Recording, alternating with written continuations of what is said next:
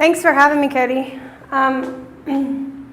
So I'm really thrilled to be here. Like Cody said, my name's Teal Thibaud. I'm co-founder about 5.5 years ago, I can't believe it's been that long, of Glasshouse Collective, and now the executive director. When Cody told me the theme for this month, I kind of freaked out. And I immediately Googled pioneer. And the noun version didn't really help. I don't feel like I'm much of a settler or frontier woman or explorer. But I'm thankful for the verb definition. Develop or be the first to use or apply a new method, area of knowledge, or activity. And the synonyms really spoke to me. Found, initiate, establish, instigate, introduce, develop, launch, spearhead, set in motion, create, and evolve. It spoke to me so much that I trashed my go-to presentation that I use that I kind of know and feel good about, and created a presentation based on pioneer verb synonyms, which is surprising, but I feel like it tells a good story. I could be here all day telling you about our work. I'm going to kind of give you the overview of it, and then invite you down to Glass Street for a tour, and whatever sparks your interest, we can get into more. Also, I invite you to replicate the work and the lessons that we're learning in your own community, and fail like we have, and succeed. And kind of journey with us on that. So the first synonym is found. So we found Glass Street, or so we thought, about 5.5 years ago, like I said. It was a workshop with Good Magazine. I don't know if you guys are familiar with them, at my former workplace, Create Here. And we were looking and studying our 2 centers of growth as a city. So we have Enterprise South and we have downtown. Well, the most direct route between both of those places is actually Glass Street. And I've lived here. I grew up in East Brainerd, went to school close by, and never really came across Glass Street my whole life. And the minute that I kind of put my feet on Glass Street, I felt a sense of opportunity, and kind of fell in love with it. So, but it's an interesting love game, because we came to Glass Street saying, we have the answer. This is what we're going to do. We're going to really focus on everybody that drives by Glass Street, and we want to make sure that they see the possibility too. So we think it'd be really fun to do an art project where we activate all the storefronts that are vacant at the time. Do I need to do something back here? I'll just be like this, okay. Activate all the vacant storefronts on Glass Street and make it feel alive so that people driving by could kind of feel what we were feeling. So we went and talked to some of the neighbors from the neighborhood association about our grand idea. We were so excited about it. And they basically told us 3 things. 1, who the hell are you? Why are you showing up? Who are you? I don't know who you are. 2, why are you planning for projects for people that are driving by? What about me? I live here. I've lived here for years. Good points. And then 3, basically, go ahead and take your white ass home. We don't need you. Wow, okay, got it. We are all 3, the founders are really stubborn, and we said, we appreciate your comments, and we feel really bad about how we kind of came on to your turf and your community, and we want to step back and kind of figure out what we can do together. So during that time, we really started looking more into the history of the neighborhood, how it used to be a thriving corridor. We really looked at some of the assets. We have a 50-acre national park on top of Glass Street. We have a good school. We have the Tennessee Valley Railroad Museum. It's really close to the interstate. There was just so many good things that was kind of around that community, but also the people. In the 1920s architectural line commercial corridor, it's only 2 lanes. Like Brainerd has a good feel, but there's like 8 lanes of traffic between that. So there was something really special about Glass Street. And through that whole process, I think most importantly that we learned that overlooked places deserve attention and investment.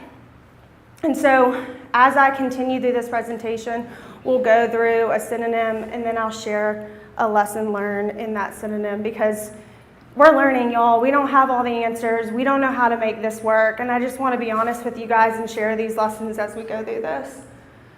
So, initiate. This one's one of my favorites. It was the hardest thing I've done. But initiate these conversations, these real conversations with people in the community. You know, they're the real pioneers. They've been there. So we asked residents and business owners what they wanted to see for their community, what they liked, what they didn't like, what they wanted to see change. We went door to door, we hosted meetings, we gave away a lot of free pizza, and we had really good intentional conversations with, in my mind, the experts of the place. And a lesson that we learned, which is really surprising now thinking back, but listening was one of the most innovative things we've ever done. And I think when I share our work with other places in this country or in town, what ends up happening, I think, is there's so many top-down organizations or thoughts or ideas that happen, and the people that those ideas affect don't actually have a place at the table, and they don't get to share what it is that they want to see happen. So taking a step back and listening to them was the best thing that we did. And because we did that, we established an organization. So Glasshouse Collective was founded in 2012 to bring life back to Glass Street and Glass Street back to life. After all those conversations with residents, we realized that we wanted to kind of create this kind of collective vision together, which was to make Glass Street and the surrounding neighborhood cleaner, safer, and more inviting. That's it. Cleaner, safer, and more inviting. What does the end goal look like? What's the final product? How are we going to do this without gentrifying? What, all these big questions that we ask ourselves every day, we don't have the answer to. We don't. And we're trying and we're learning, and we really feel like a lesson that we've learned along the way is that our process is way more important than our final product. And that it's in the process that we're putting our resources and our time and our energy. And it may not work, or it may. We don't know. But right now we're focused on this process. And a part of that process is instigating relationships, partnerships, providing opportunities in alleyways and on the street and in vacant buildings where floors have fallen and newly renovated buildings and incredible, just different places where we're instigating people coming together. And I think that connection among neighbors really increases community pride, which is important in this work, really important in this work. And it builds a positive image. And that image has been kind of picked up a little bit nationally too. We were featured in the New York Times this time last year, and we've been on the news, and we just have such a perception issue that Glass Street and the surrounding neighborhood is so dangerous. Don't go there, lock your doors. It's not. I've been there for 5.5 years, and I work there every day, Monday through Friday, and nothing has happened to me. And the neighbors even have my back. They're a part of this work. So I think that it's really hard for us to constantly have to be battling that perception issue, but I do feel like the power of buzz is something that, my background's in marketing, and so I've believed this for a long time, but I've never really believed it in order to kind of change the perception of a place, and I feel like this is really important when we do this kind of work. Introduce.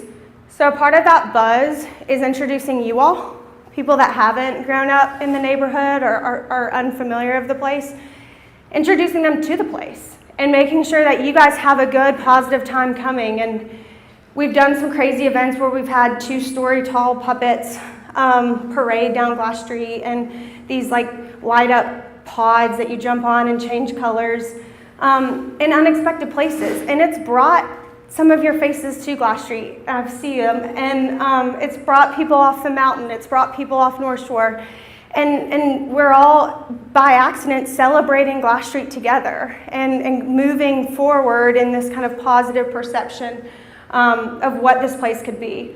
We're also introducing, I guess, Chattanooga 5 years ago. I think it's caught on a little bit more now. We're such a city known for placemaking, but the creative placemaking aspect Really making sure that creatives and artists have a seat at the table with transportation planners, with affordable housing specialists.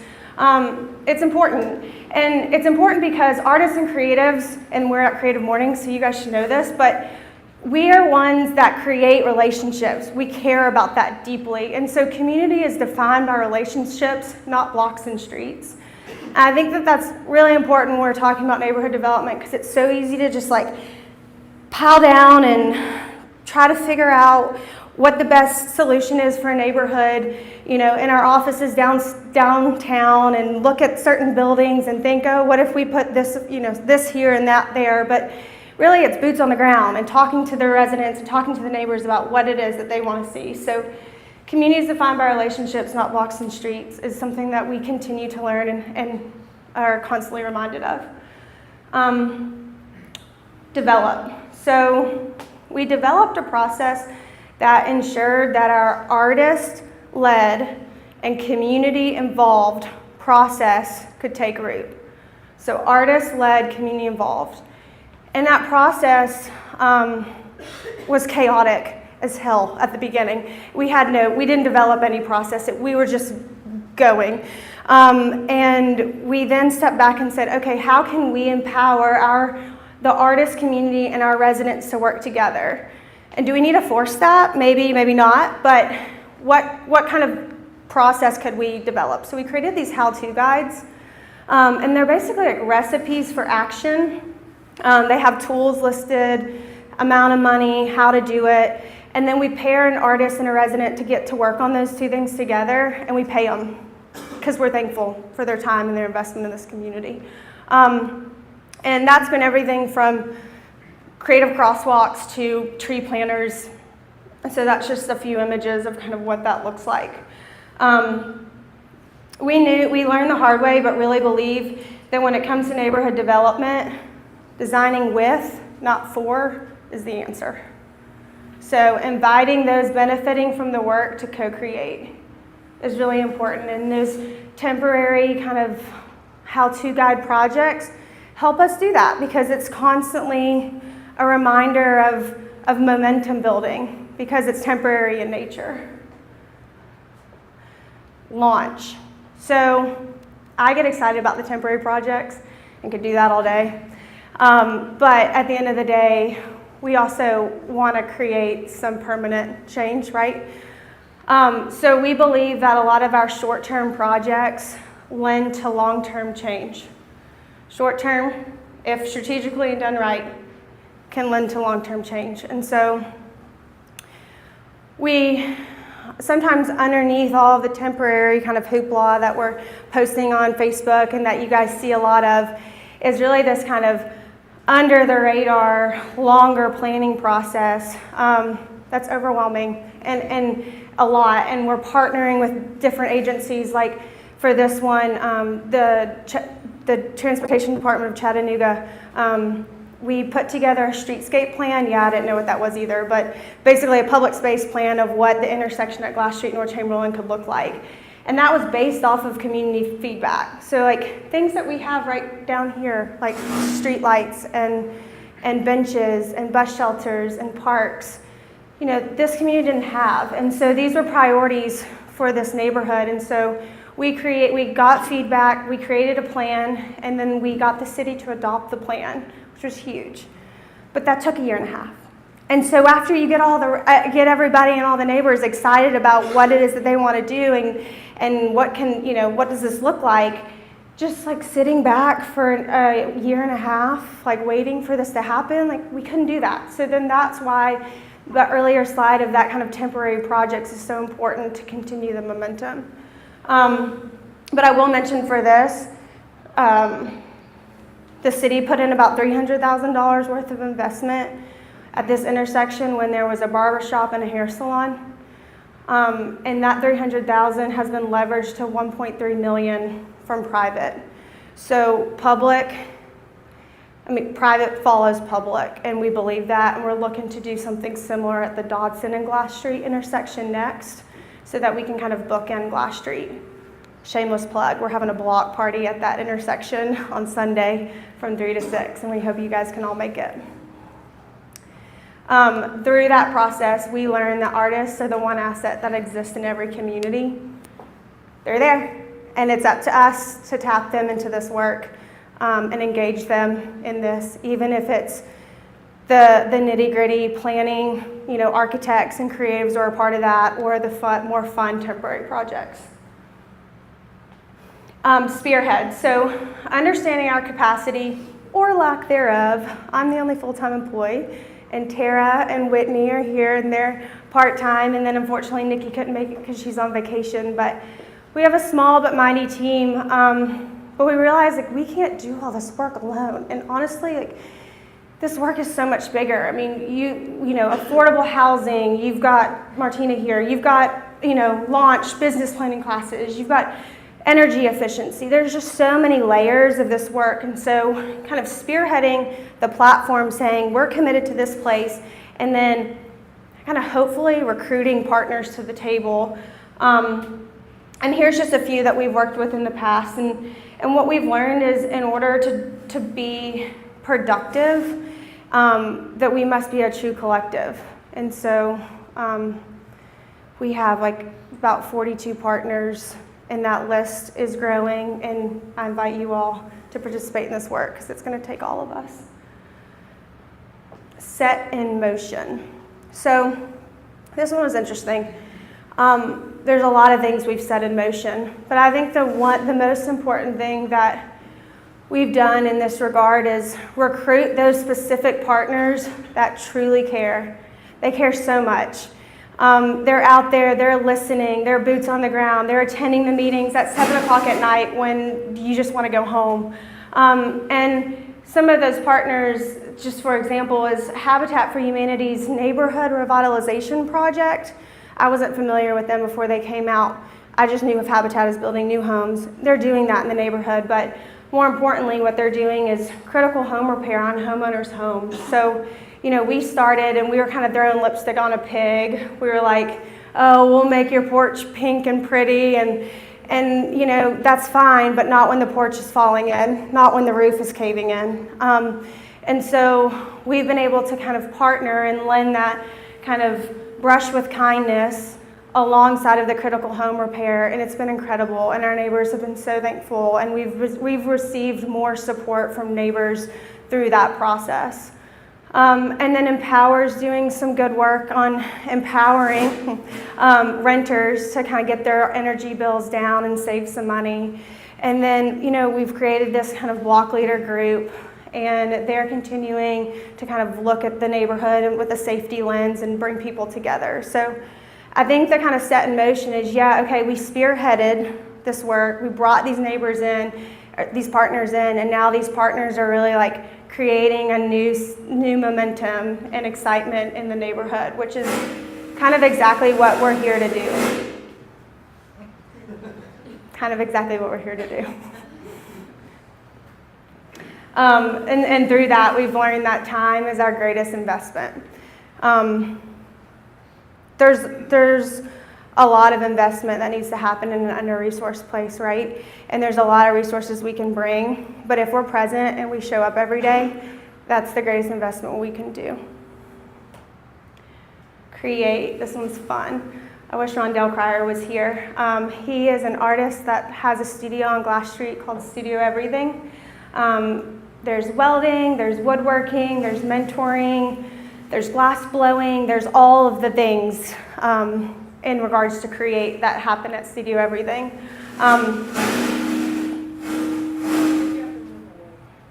Thank you, Martina. And with Rondell, he's constantly reminding us that it's about investing in people. And I think sometimes we can really just think about investing in place, but it's the people that make up the place. And investing in people is so much harder, and it's so messy, but it's the real work, and it's the real hard work. And so we're so thankful that Rondell's on the street every day, pushing this work forward, pushing me, pushing boundaries. I think really he's really the pioneer of this work, if you ask me, and probably a lot of the other residents and folks on the street. Evolve. So, this work. constantly evolves. It's always evolving. And it's overwhelming. And I think that having you all here today to hear about the work is incredible, but I ask that you kind of help evolve our work. And if you feel like there was something that I talked about today that sparked interest in you, to come down to Glass Street and to meet with us and to walk the street and look at some of these buildings and think about how we do this work. You know, this isn't just about Glass Street. This is, if we can figure out Glass Street and this work, then it's going to benefit all of our neighborhoods, and it's going to add to the vibrancy of our city as a whole.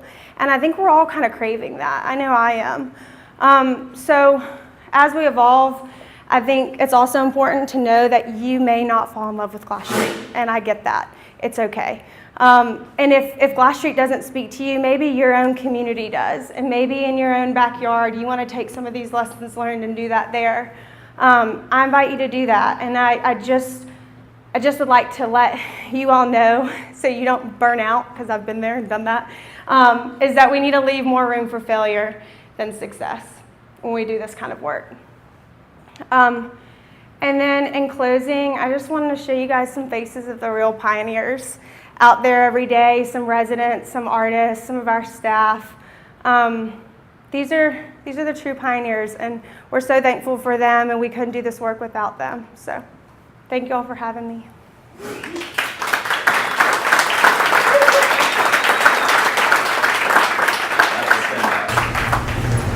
So I'm from East Nashville, so a big issue that we have there is what are you doing in terms of zoning to protect people, or are there things that we can do in terms of zoning to kind of help that? Yeah, that's a great idea, or a great question, and idea. When we started this work, we kind of looked into that. We partnered with the regional planning agency with some of the work to have that discussion, and everyone was like, this isn't going to happen. Quit wasting your time. Make something happen and then come back later. Which is my problem with Nashville, is it's reactive now instead of proactive. And so I'm right here like, hey, this could happen, like this, you know, we could be the next East Nashville, but we're not really getting the buy-in that we need from our institutional partners to kind of trickle that down.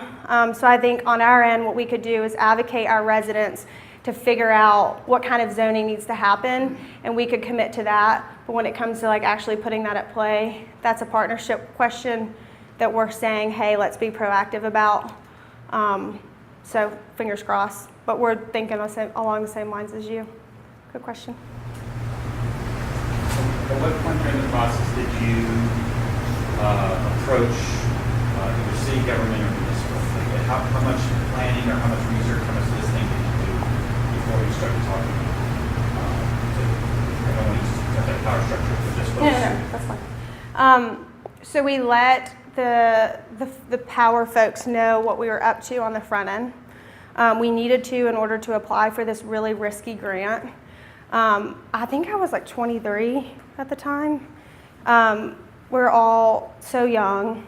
And yes, we had some experience in some of the work that we were doing, but not really. And we needed the mayor, Littlefield at the time, to sign off on this big grant. So we had to have our big meeting.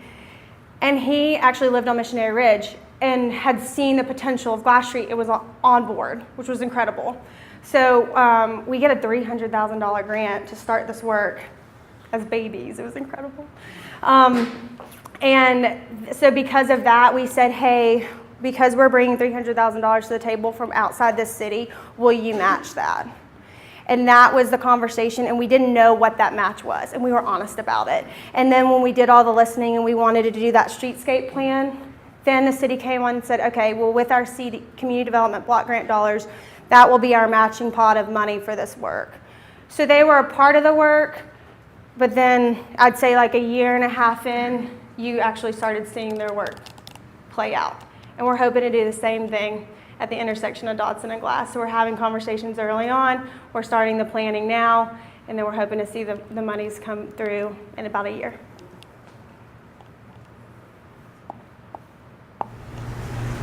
You mentioned public-private partnership. You said, I didn't think you said about you said private follows public investment or public follows private. But you see that over and over in Chattanooga where where there's a combination of public and private partnership funding for projects, and those are the ones that actually just work. So if you could talk about how that's worked with you guys. Well, it hasn't. What has I mean, you have public funding and it has only for our streetscape plan that I just talked to this gentleman in front of you about. That is where the city came in and put in the $300,000 into the infrastructure, so the sidewalks, the street lights, the benches. And then we saw, because of that, people were like, ooh, something's happening. And then also we were talking to the property owners before that saying, hey, would you be interested in opening up your building? Long story short, quickly, is when we first got there, we realized one property owner owned 11 properties on Glass Street. We called her up on the white pages. We went to go see her at her lake house. We left with all the keys to her buildings. Catherine had to join her tennis team, but we made it. And so we have all these keys to all these buildings, and we were so excited about, oh my gosh, what can we do? And of course, in our mind, we're thinking like public-private something, like facade and something. But no. And so we just did pop-up shops. And then when we started talking to residents, that trust still wasn't really in place yet. And so it was either like we lose trust in the neighborhood and gain complete control, or we don't gain control and we gain trust. We went with the latter, and I don't know if that was the best idea, but we'll figure it out. So I am totally for public-private partnerships, and I believe it's happening in places like where we are right now, but it's not really happening in places like Glass Street. It's just not a priority, and I wish it was. Okay, I'm really, really interested. I'm really, really interested in how you developed the conversations with the individuals who live there, because like you said at the beginning, the people who lived there and worked in the offices that you attended said, don't come in here, who are you, you're white, what are you trying to do, whatever, get out. So how did you reach that and say, hey, let's have some conversations? How did you do that? Did you go to home? Or? I think I was just real and said, hey, I went to this neighborhood association and they told me to leave, and now I'm back. And I just was honest, and I didn't really have too high of expectations because of what we just walked into. So any like small win was a huge win, and we would celebrate that win by like having that person then have like, they would invite me to have like wings on their porch. And so then by doing that, then she would say, well, let me call my neighbor and have her come too. And so I don't know, it just kind of trickled. But I think honesty and just being like vulnerable and open, so that's how it started. And then when we got the grant, then I was knocking on doors saying, we have grant money and we need you to tell us what to do with it. I mean, it was just like, because if we don't, then we do this and then we get pushback because we did something. And so it was like, hey, like, what do y'all want? Come to the table, like this, now's the time. And I think that was also like, it wasn't like, hey, so I'm here with Glasshouse and this is what we're trying, like nobody has time for that. It was like kind of a quick interaction. And what's frustrating a little bit now, like looking back on it, and in my mind I'm thinking of the lady that I had wings with on her porch and like the different experiences. Because Glass Street is such a transient community, those people aren't at the table now, and it makes us work hard. And so we have to really figure out home buyers and figure out like who's moving into the community and how can they help stabilize the community, because that voice is important. It was important then, but unfortunately, we can't cultivate that voice to like have her stand here with me today and answer that question. And that's a little bit of a challenge, but you didn't ask me about that. Sorry, I was just sharing. No, all of that. I'm interested. Did I answer your question though? Kind of? Okay. So I moved up here from Atlanta a couple of years ago, and Atlanta is kind of a poster child for bad practices around gentrification. It's kind of the one trendy restaurant moves in and housing prices quadruple and everyone who lived there is gone now. Just neighborhood after neighborhood after neighborhood. What would you think, or what is your like current angle on how we can avoid that in these beautiful old historic Chattanooga neighborhoods, especially in Glass Street? How would you fight gentrification? Okay, Sorry. so first, I think it goes back to what I just said about homeownership. And there's women, there's sweet little ladies, y'all, that have been renting for 25 years in this community. How do we get them to transfer from renters to homeowners? Those are the kind of questions and things we're trying to figure out. We're hoping that we can partner with some entity to figure out too, because I think that really matters, because when we're talking about like gentrification, sometimes gentrification isn't a bad thing. Let's just remember that. That means increased investment into a really like under-resourced place, okay? So maybe investment is all right. But at the end of the day, we don't want to pull these people out of their community. And they're not going to leave. They have a choice if they own their home. And it's about choice. And so we're figuring that out on the business end, and we're trying to figure that out on the home ownership end. Figuring it out. Doesn't mean we have the answers, or do we have a process or developed anything yet. So if you have any suggestions, we need them. I think second to that question is, it goes back to like all the work that we're doing with investing in the messiness with people.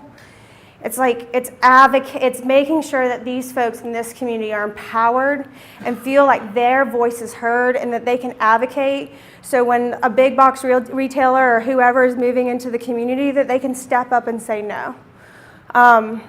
And like, y'all, it's so hard to get these folks to neighborhood meetings. I mean, they're trying to figure out how to put food on their table for their 6 kids tonight. Let me make that clear, tonight. And then we're asking them to come into a community meeting to talk about all the other things. Like, no. The priorities don't shift. And that's why when we do fun things and we have sausage fests and we have block parties, that's the work, is bringing these people to the table. The neighborhood association model, sorry, but it's kind of broken. And so we have to come up with new ways to do that. So I think those are us bringing people together. It's not just like to create puppets sake. It's, bringing these folks together so that they can be excited and have pride in their community and then want to advocate for what it is that they want to see. So that's answer 2. And then I think 3 is, it goes back to like the big things that I don't really know, like zoning and stuff that is like bigger than me. But we hope to play some kind of role in that, because we don't need another Main Street, do we? No, we have it. It's great. Where in this city do you feel comfortable with black and white people chilling and hanging out and having black ownership, building ownership on the street? I mean, I don't know. I guess some of you may say I'm okay, but there's been a lot of breweries and kind of more of, I think, a young college vibe happening there, which again isn't bad. That's good. It's adding new kind of culture to that street. But I really believe that there's some kind of opportunity on Glass Street. It's 89% African American. We can create a little bit more diversity there, but we don't need to flip that. And so we need to make sure that we have African Americans helping us do that work. They're on our board, they're advocating for this, and that we are intentional about how we're doing this work. Because at the end of the day, hopefully you guys saw, we care a whole hell of a lot about culture. And culture is already in that place. We don't have to recreate it. So I think somehow figuring that out, Cody, and I don't know how to do that, but maintaining some kind of culture, maybe that's our role in this. But Glasshouse wasn't established or founded to like fight gentrification. We hope we can. We hope we can be a pilot so that we can do this in Eastlake and other places, but we don't know. And hopefully we'll find that out soon.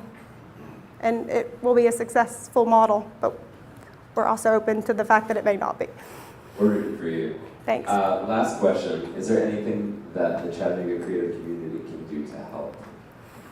Show up Sunday from 3 to 6 for Glass Street Live. There's a parade from starting at 5:30 to end this whole city celebration event. That's like a cyclovia. We're biking across all these neighborhoods. We have flyers if you can. Across all those neighborhoods, just so we're clear, we're all biking across. That's what you can do, bike. It's going to be cold, but it's not snowing. Last Sunday we got the forecast and it was supposed to snow. I was like, I think the universe doesn't want this to happen.